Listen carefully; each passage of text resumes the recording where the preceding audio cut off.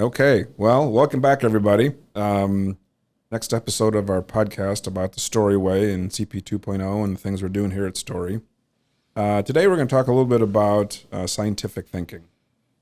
And ultimately, the Story Way is foundational, and the foundation of that is scientific thinking. Trying to get incrementally better with what we're doing each day. And joined with by Oscar Roche. You've seen Oscar in a couple of episodes, and the newest one to us is Terry Hatfield. And so, Terry, let's let you tell us a little bit about yourself. All right, thanks, Pat. So I'm Terry Hatfield. I've been working here at Story since 2018, and my role is employee training and development. So people may say, what is scientific thinking? And so, Oscar, I'm going to give you the opportunity to expound on your knowledge of scientific thinking. What is scientific thinking? So it's the skill of being able to move forward logic. In summary, in a simple one sentence, it's the skill of being able to move forward logically in the direction of a goal based on what you're learning. So now add two paragraphs to that and explain it a little more. So what does that look like in the real world? What would feel like and taste like, and what would you see if that was going on? It's a good question. So what you would see is what you would see and what you would hear from people if you ask them is that they're clear on a goal with whatever activity they're about to undertake. They're clear on the goal. They're clear on where they are now, and that's fact-based, not opinion-based. And they use those facts and the results of what they've just done to drive their next step in the direction of the goal or in the direction of a sub-goal, for want of a better word, a smaller step. What we're trying to do, I guess, is to not be overwhelmed by something that's a long way off and take logical steps towards some interim position is, I guess, the way I would summarise it. And a person would be able to explain that and support it with data. With facts. With facts. So I think in the last episode we talked about where we met. It was at a conference called Kata. And maybe just share what Kata is, or what the term's referring to, and maybe a little history of that and kind of what that conference is trying to talk about. Yeah, okay, no problem. So a kata is essentially a pattern that you use to develop a skill. So the classic kata that most people are familiar with is Karate Kid. Mm-hmm. And the wax on, wax off. And why was those, that was a kata to develop the skill of defence with the hands, if you like. Wax on was defending the kick coming from the right side, and wax off was developing the kick coming from the other side.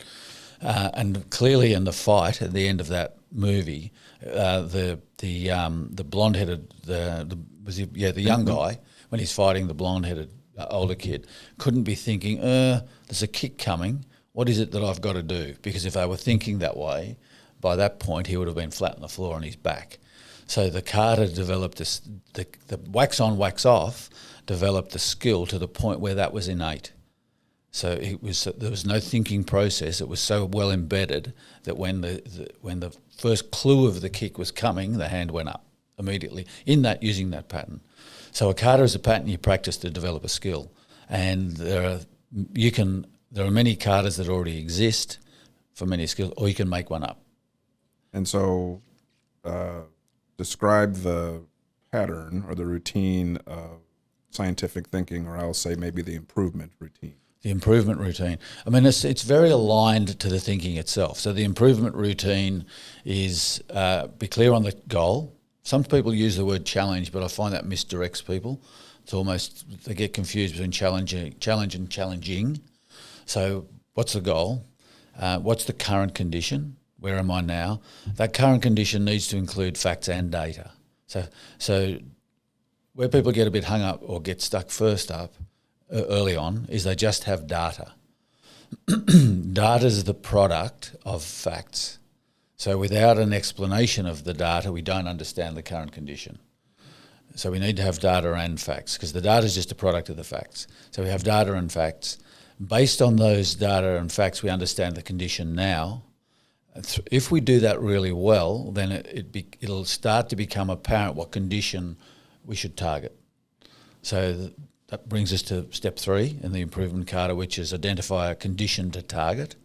It's referred to as a target condition, but I've always found it easier to frame it as a condition we're going to now target, because we're going to target that condition, not the numbers around it, but we're going to target that condition.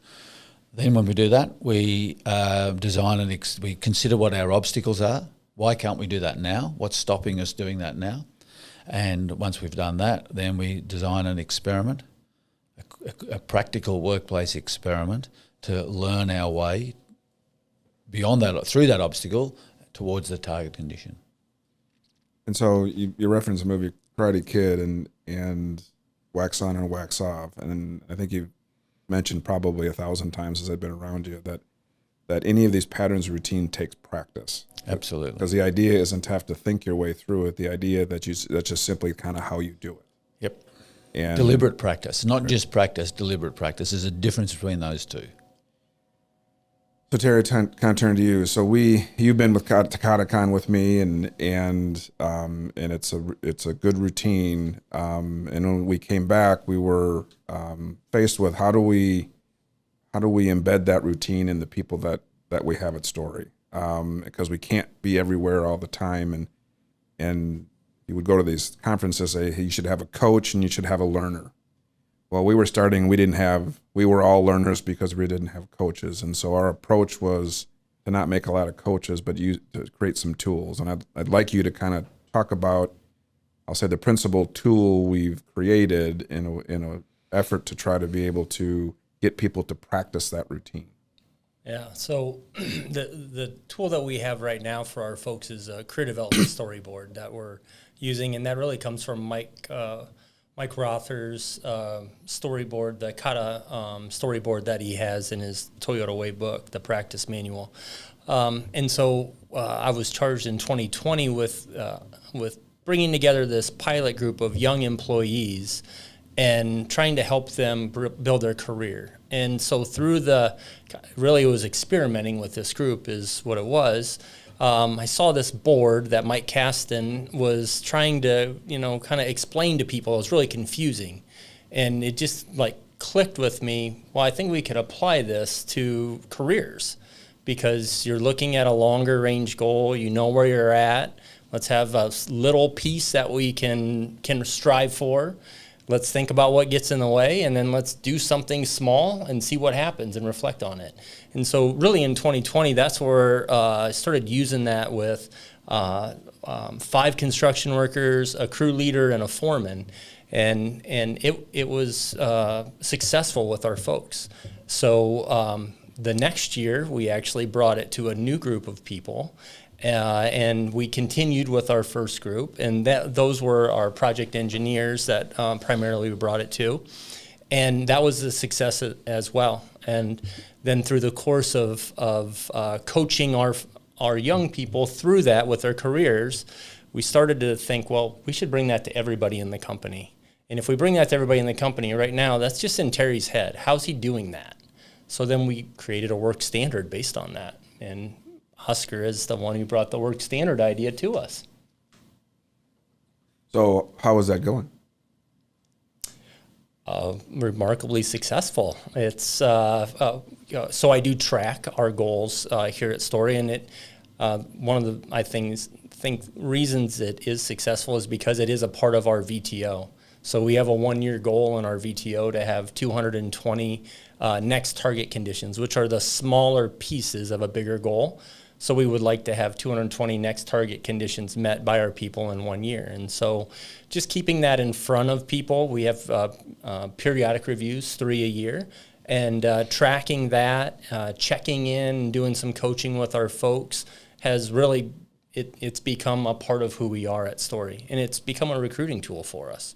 So those target conditions, are they like development milestones? At this, in 3 years' time, I want to be here. Is the target condition like in 3 months' time or a period of time I want to be able to do this, which is a stepping stone to here? Is that what you mean? Exactly. Yeah, right. Great concept. Yeah, and we've now started to try to figure out ways that we can talk about it inside our daily work. And so you made the observation, Terry, at one point that our goals are getting better because of that. And I guess I'd I'd be curious why you think that's. I agree that that's happening. My curiosity is why do you think that's happening?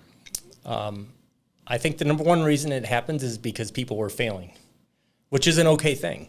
So they were writing goals, but the goals they were writing were just too big. When I say goals, I should actually back up and say the next target conditions, the smaller pieces, were way too big for them.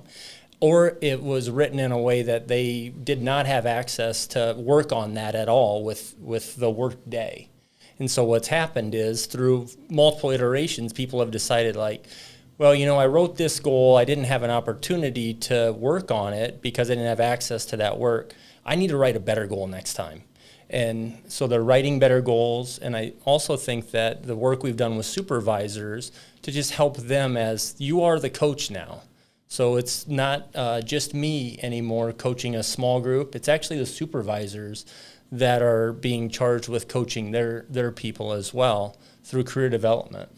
When I was down at Creston, I noticed in the CP 2.0 trailer the career storyboard, and Ernesto Martinez had a next step of, I can't remember who it was, but he was having to train someone or develop some junior person in doing job XYZ, but that was part of his career, of Ernesto's career development, just a simple next step like that. And I love to see that sort of thing because I think too many times we have these performance reviews once a year, and like you said, the big chunks and all this sort of stuff, whereas that was a nice little next step. There was a step towards his target condition, which was a step towards his development goal. But it also developed someone else. Yeah, and that was brilliant. Yeah, and one of the things, so you bring up Ernesto, one of the things for Ernesto, he's one of our veteran foremen and extremely knowledgeable. But he's used to doing the work. Yeah, exactly. And what this has forced him to do is to step back and to allow other people, our next leaders, to start having to, and they fail a little bit, but he's right there to pick them up, to coach them. Yeah. Now, it tied in really well because we were down there for job instruction, which is a topic for another day perhaps, but it really linked in well. I thought, this is all, like all good things, they start to mesh. So set the ball in the tee, Oscar, so that's a good job out of you. So as we talk about scientific thinking, we're talking about the improvement routine and how we're using that with career development and other ways to improve. But more foundationally inside, and I'm going to put you on the spot here about change maybe story is made to this pattern, but what is the more foundational circular pattern that scientific thinking has at its core? PDCA. Yep. So can you expand? Elaborate. So it's PDCA in everyone else's world except stories. But that's not a story for another day. Pat's convinced me that while I'm in the story world, I am to say PDCA, but for good reason. And I've tripped myself up a couple of times when I've said it unintentionally when I'm in other people's places. But essentially the pattern, it's a Deming thing. A lot of people will be familiar with it. And interestingly enough, were you there yesterday? That Deming, we're in Sioux City recording this now, and Deming was born in Sioux City, and I learnt that yesterday, and that fascinated me. So Deming's credited with taking to the Japanese, started in America as far as I know, as far as I recall, the pattern of plan, do, check, act. And Story have taken the plan, and to me it always sort of, I struggle with making sense of it until someone said to me, think of act as adjusting.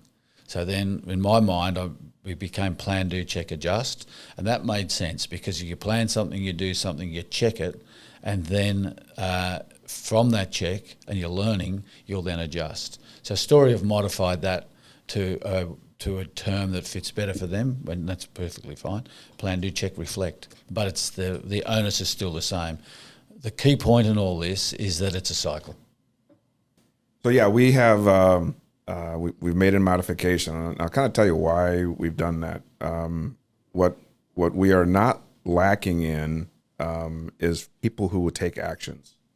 We'll do stuff. We're a company full of action takers, but what we sometimes fail to do is pause after we've had a cycle and say, well, what did we think would happen? What did happen, and what do we learn from that? And so we changed the word We still can be better with reflecting. We're actually working on a coaching routine that I think will help us with that. But for either one of the two of you, there are other routines and patterns that we use inside Story, job relations, job instructions, work methods. Are those also scientific thinking based, or are they something separate? Yeah, I'll go to how we plan our work every morning with our crews. So we have a daily crew routine, and we have a board, and we work through the board, and the board is really about what's the big goal, what's the big chunk, and we call it a milestone. What's the big chunk that we need to get done, and when do we need to have it done? And then we look at, okay, what's a smaller piece of that chunk that we're going to work on right now?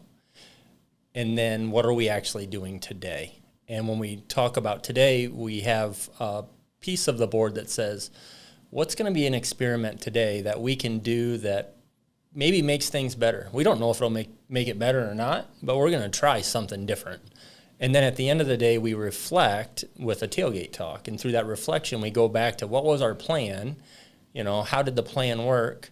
What are the opportunities to get better? And then with that experiment, how did that experiment go? Did it make it worse? Did it make it better? What can we learn from it? So that's one of the tools we have. That's a scientific thinking tool. Yeah, and I'm becoming, I was going to say year by year, and it's becoming month by month and week by week and day by day, more and more convinced that if, we talk about excellence and excellence in performance of a business, and I'm as good as completely convinced that if companies are going to be excellent in what they do, then scientific thinking has to be at the foundation of just about everything. A scientific thinking approach has to be at the foundation of just about everything. And one of the reasons I say that is because, and we'll be talking more about this with you guys next week, is that the real learning happens, the real learning doesn't happen in a boardroom or a training room or whatever when you're doing an analysis. The real learning happens when you're trying something. That's when you really discover. So if companies are really going to innovate and adapt, then they have to be doing stuff. But it can't afford. They have to be trying stuff. But we don't want it to be random. So we don't want to be trying stuff and heading in 15 different directions. The trying stuff and the learning from that needs to be logical. So therefore, scientific thinking, if you're really going to be excellent, in my opinion, has to be there. It has to be developed. So I think we were fortunate. So about the same time that we were starting CP 2.0, we were also making a transition to EOS, which is the Entrepreneurial Operating System. It's a system that we use to do strategic planning and then manage the company and then the different groups within the company. And they fit together. The unfortunate thing is they have different language, but they are both of them are based on where do you want to be to get to the end of the job, or 3 or 5 years or 10 years out for the company. Where are we at today? What are the goals that we have? And in the EOS world, it's a 1-year goal, or it's a 90-day rock. In our CP 2.0 world, it's a milestone that's 45 to 60 to 90 days out. And then we sit down and say, are we making progress to that goal? And what are the obstacles that we got to overcome? And what are the actions we need to take? So foundationally, both of those systems are built on scientific thinking. We then have systems that we're employing around career development, about how we get results through people with JR, how we do things with training and with JI, with how we make things better with our work processes, with work methods, and those are all, what are we trying to accomplish? Where are we at? What are the obstacles? What are the actions? And so, I think the story way can feel like a lot of different stuff, but foundationally, it is all based on what's our plan? Let's take an action. Let's learn something from that. Let's adjust or reflect upon that, and then go do it again. Hang on, did you just say adjust? I did it for you. Thank you very much. Yes, you're welcome. I feel better now. Because it's right too. I mean, it is. There's an element of logic there, Yeah, the adjustment. Yep.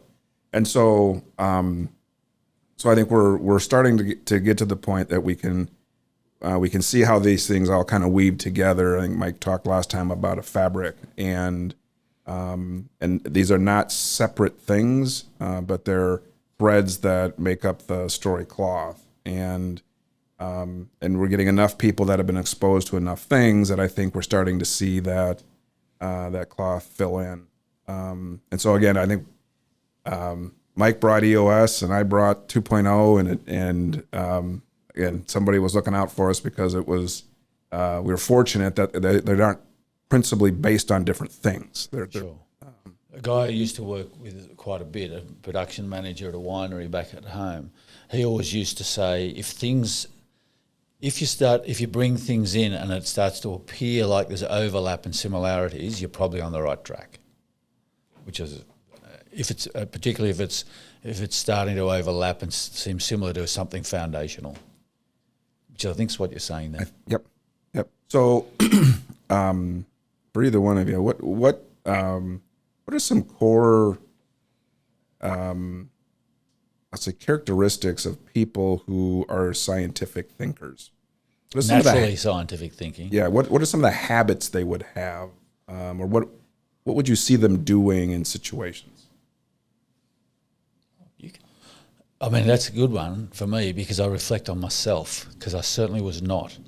Up until, excuse me, in 2009, I think it was, 2009, I walked into a factory in Vietnam where a very good mate of mine was the factory manager, and he handed me the Toyota Kata book and said to me, Oscar, you're very good at what you do, but you've got one flaw, and that is you're very good at setting out rigorous plans. You've got one flaw is when you should adjust, you tend not to, you tend to stick to the plan. He said, read this book. And that was the Toyota Kata book, the first one written by Mike Rother. And in that book, there's a line that says, no plan needs to cover everything, and that's okay. And at that point, I just about put the book down and put it in the trash can. So that is not for me. What I realised when I went further was that I could take that right brain rigour that I have, and rather than apply that to a plan, I apply it to a pattern. So, pardon me, the rigour was never going to change, that's me, but I realised I can take it to apply to a pattern, not a plan. So I think there needs to be a level of people who, I look back at myself and thought the foundation was there. The discipline and the rigour was their foundation. I just had to move its application. So I think that's an important factor. You need to have a level of self-discipline. And, when we talk about discipline in a situation like this, it's not the schoolboy discipline. It's the discipline of doing what's best for yourself and the team, even though you don't particularly want to give it a try. And I think the other thing that's important is the discipline to practice things deliberately. I think that's another thing. We struggled. I certainly didn't read this book and go a bit further, and bang, it came to us. Ben and I, my business partner in Australia, we struggled the first 2 years. I reckon we really struggled, and we were ringing each other, and we particularly struggled with setting target conditions. That's another story. But the reason we were struggling was we were setting targets, numbers, not conditions. But we stuck with it, and pardon me, what I realised, all of us, the light came on. I guess one of the reasons I stuck with it was because I suddenly realised life was easier. Because now I didn't have to plan, I didn't have to try and plan my way through an unknown path. I was able to think my way through an unknown path, think and behave my way through an unknown path. But that took deliberate practice, it took persistence, and it took a trust that there was something on the other end. So the attributes, self-discipline, rigour, and the will to believe that there's something at the other end, and therefore I'm going to keep trying, even when things don't feel right. And I think some of what you said is you needed to give yourself grace to be able to admit, I don't have all the answers, and I'll find the answers as I go. The best thing, one of the most liberating things, and it surprises people when you do it, when you answer with confidence, I don't know. Well, But it doesn't best get words left in the there. world. But it does not get left there. But I do know how I'm going to find out. So it's very liberating. So I think curiosity is one of the things that I see from our folks. Just they want to know how things work, but they're looking to make things a little bit better. They're just curious. And the other one, it's really difficult. We got many people in our profession that want to be perfect. And that idea of perfectionism is difficult with scientific thinking because you want to know the right answer now. As opposed to, well, I'm going to try something. It may fail. It might not work out, but it hurts if it doesn't work out. But being able to just give up and say, I don't, like you said, I don't know if this is going to work, but I'm going to try something, and to have that courage. Those are two things I look for when I'm looking for scientific thinkers. Just, are you curious, and are you okay with trying something and failing? And so, so for those who are, and you see whether something took an action and made it better or worse, whatever it might have been. So how do you see people react what's their emotional reaction to those? I mean, are we excited? Are we liberated? Are we charged up? Are we disappointed? How does, for those who are scientific in their thinking, how do they react as experiments happen and as we start to understand what's going on? So the ones that are naturally, they can think scientifically naturally, they just think, I learned something, I'm going to try something else, make that adjustment. I would say we've gotten much better in our organization about the idea of failure, because it used to just demoralize people, especially with career development. Like, well, Terry, I didn't do anything for this quarter for my goal. I didn't meet my goal. Well, that's okay. What adjustments are you going to make? And so now when I send out kind of spot checks like, hey, how are you doing on your goal? People will say, and they'll tell me like, I haven't got anything done yet, but here is my plan moving forward. And that's been a big change, I think, in the organization in the last 2 years. Why? What can we learn from? What are we doing that's promoting that, and how can we do more, maybe? So here at Story, we talk about and that it's okay to fail. Like as long as we're learning. Like, we don't want to fail, but it is talked about from our senior leaders that yes, we want to try things and it may not get better. Pat will say it in pretty much every single meeting that I'm in with them. Yeah, we're going to try something. We don't know what's going to happen. Like, I hear it over and over. And so when you keep hearing senior leaders that are saying that, then it gives you the confidence to say, well, I can try that too. Yeah, I'm not going to get in trouble. I'm not getting fired if I make a mistake here. We don't have that fear. I think what you said is important there, because senior leaders not only have to say it, but then when it happens, the unexpected happens, the behaviour has to support the unexpected. So it's one thing to say it, but the behaviour has to support the unexpected, and that happens at Story. Yeah. So one of the things for me was to have significantly more patience. I wanted to take an action. I wanted it to be solved and fixed and moved on. And so, every now and then that could happen, but more times than not, that was not the way it was going to be. And so, for my own sanity, feeling good about doing what we think is right, because if we think it's the right thing to do at the time, then why would you not feel good about it? Whether it makes it better or not, we'll sort that out. And we've just learned a lot. It's took an experiment around how we write jibs. Try to use AI. Not really the right thing to do, but okay, whatever, it's fine. We've learned that okay, that's not yet. That's not yet the right application for that in that case. Okay, it's not fine. Yet. It's not so it won't be one day, but it's not yet. Yeah, That's and so still learning. It's okay. And because it could have been, but before we didn't know whether it was or wasn't. So it's made for me coming to work more interesting, because there's just more interesting things going on inside, getting our work done. And so we're not just flying off the rails here, but I think we started with this is the experiments are driven toward a goal, and there's some intentionality and intent about we're going to try this because we think it's getting us closer to what we're trying to achieve. Yeah. It may or may not, but as opposed to just randomly doing things, that can be chaotic, and that's not helpful for the folks in the organization. And I'm interested to know what your thoughts are on this, Pat, because sometimes what the pushback we get from senior people is, well, sometimes I have to make a call.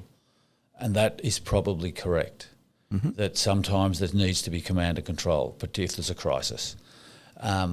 My thought on that is a scientific thinker will still, the pace at which they scientific think will increase such that they'll make a better command and control decision if they're a practiced scientific thinker. What are your thoughts on that? Because you're in that, you will have to do that from time to time, and you're the president, you're top of the tree. So sometimes there will be a command and control situation. Sure. Yes. What I'd say is there's fewer of those. Yes. Because I think things that get handled before they become really significant. I think the thinking that's, if they do become significant, the thinking that's gotten us there is better. And so there's less holes to try to have to fill in. You'll probably have more data, facts. Yeah. If you thought scientifically up to that point, then you're probably going to have more facts and data. Right. And so it's, ask some questions, let's understand, and it tends not to be, it tends to be fairly evident. This is just what we need to do, and it's not. Where we got 16 people disagreeing, it tends to be evident. There can be a few situations. We had one here just a few weeks ago where you needed to act in the moment because of some things going on, and that was some about senior leadership, but I'll say the best actions came from our folks, that they just simply did the right things in the moment, and it was not a good situation, but all we could control at that point was how we reacted to it and the things we did to make it better going forward. And so, again, I think, yes, there are times where in crisis you've got to do what you got to do. But that's so infrequent. It happens. But I think you start from a different place because you just generally got more information. And in a sense, though, even when you have to command and control, that's whatever you command is still an experiment. Oh yeah. And so, you'll presumably check and reflect. Yeah, and so after this thing we dealt with a few weeks ago, I think 48 hours later, we had a senior leadership team, and we opened talking about it. So okay, well, how did we react to that? Yeah, you checked and reflected. What did we learn from this? And one of the things we learned is we need to have better direction on what's a call tree. When something happens, because we're all kind of calling everybody. Yeah, right. Well, we could have had a tree. It's okay, this is the procedure. Oh, okay, it's on a list, we'll make that. And we never want to do it again, but if we did, it's more controlled and we're not consuming energy unnecessarily. So yes, it's become a habit for us. How did it go? Yeah. And we're just more deliberate. When a person has an idea, we'll just get a team together, or maybe a couple of teams, and we'll go try something and let them go kind of figure it out. Give them some parameters and stay within these boundaries, and you guys go figure it out and come back to us and let us know how it's going. And so now we have a lot more people that can help us advance, as opposed to coming from some small group of folks who doesn't know everything about everything anyway. And now we have folks out there who are the champions of a lot more things. That has been just real good for us. Sure. Is it in the Harvard, I've mentioned this a few times, that scientific thinking is not new. So it was written about in the article titled the DNA of the Toyota production system, or the DNA of Toyota, I can't remember. It was in the Harvard Business Review in 1999, authored by Spear and Bowen. And in there it talks about Toyota aiming to develop a community of scientists. So I think that's what you're referring to. Basically, one of the points in that article is that people come to work there in Toyota to do two things. One is to do the work, and the second is to think about and improve the work. And how are they going to go about that? They're going to think scientifically. And as I said, the article specifically says they aim to develop a community of scientists, and that's what I hear is happening here at Story, and it's part of the goal. It's a big part of the goal. If we can do that, we'll move forward. Yeah, because I think we have a lot of people who naturally want to try to make things better. That's just kind of how they're wired. We needed to create structure and rigor and repeatable, intentional patterns to take advantage of the way they were already wired. Yeah. And so it's requiring some behavior change, and that takes some time. But we can see it. I'm not saying it's growing exponentially, but it's growing with a higher rate. Would that something you agree with, Terry? Oh, yeah, I agree with it. Fun little story. A couple of years ago, there was a project engineer who said to me, Terry, this whole thinking scientifically thing, I do it at home now just on my own. And I just had to chuckle about that. I'm like, that's good. That's what we're trying to do around here. Mm-hmm. So it is starting to take hold. So any final thoughts, you guys, around scientific thinking in general, what you see with us, opportunities that we still have in front of us? Yeah, I think you and I have spoken or touched on it, Pat, already, that concept of running, what does it really look like to run an experiment? I think there's opportunity to get, tends to be overcomplicated, and my world's guilty of that. Tends to be overcomplicated, tends to be overthought. What does that really mean, and how can we get people to do that, to really get their heads around what a simple workplace experiment is, and how do we get them to do that quickly and almost innately? So before we give Terry a chance to some final thoughts, so you triggered another thing. So you've helped us with a kit, I'll say, to help us become better workplace experimenters. Just touch on that quick, if you would. The Quest. Oh, the Quest. Okay, sorry. Yeah, so the Quest system, we did Brant Carr and I did a session today at lunchtime. So very quickly, the Quest is a system, an action feedback trigger system that helps develop skills, any skill, can also build knowledge, helps develop any skill by giving a person it's an online system, gives a person a task. They then do the task. When they click, I did it, it goes through to their coach, and the coach can respond to them, give them feedback. That triggers the next action, so on and so forth. So we've built an experimenting Quest within the MyQuest system, and to get people to start developing the skill of experimenting, built around PDCR and focusing pretty heavily on the plan side.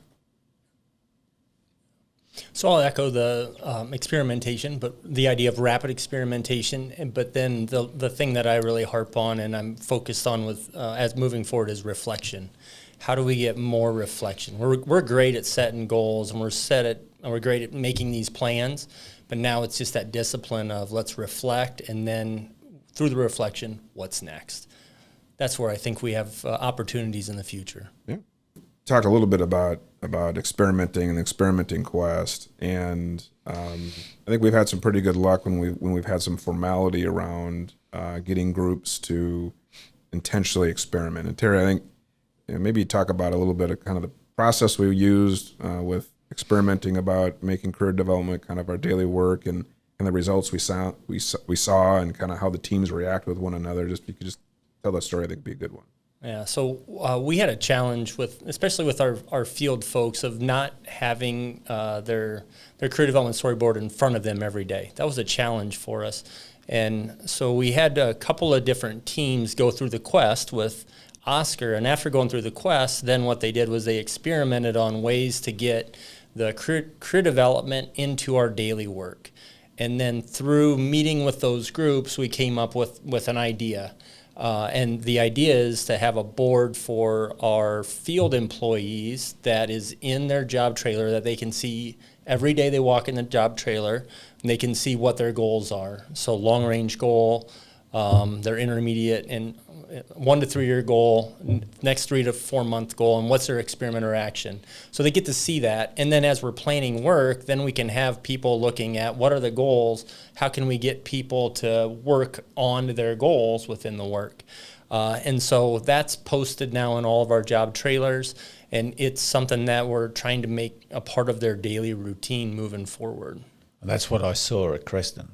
That's exactly what I saw, and that's where there was the 5 guys or whoever was working down there, and Ernesto was one of the rows. Yeah, exactly what I saw. And I think some of the feedback we got is you kind of believe that the supervisor needs to be the one helping people advance with their goals. And I think what we found, and what we're finding, is that when it's in front of everybody, as the crew is talking about the work, somebody else on the crew may say, "Hey, Billy wants to do this. Let's make sure Billy does that." They know what work is going on, and it doesn't have to be the foreman. It doesn't have to be the superintendent. No, it can be those folks, but it kind of crowdsources the getting the right people to do the right thing and take advantage of the work we have, and it unburdens some of the supervisors from having to be the sole conscience of that, because it's in front of us, and guys care about one another and want to see good things happen. So that's been, I guess I wouldn't have anticipated that. It's awesome to see, and there's more for us to learn in how this goes, because we're just scratching the surface. So Terry, can you think of some other kind of standard things we do that I guess foundationally on the improvement routine that some of our teams engage in? Yeah, so one of the things that actually our departments and all project teams go through each month is something called a monthly reason review. And that's where we look at over the course of the last month, as we've made plans, what's went well for us and what are some challenges that we have. And then based on those challenges, we're able to use the thinking pattern of the storyboard to come up with a plan to make something better. So it could be on a job site, for instance. It could be that we're struggling to get information out of someone, whether it's a designer, it could be out of another contractor. And so then that team will come up with a plan using the thinking pattern and to have little rapid experiments to try to make things better, to reach that goal, to make an improvement. Excellent. Guys, I very much appreciate it. This has been great. And everybody hold on, because we got some more podcasts coming.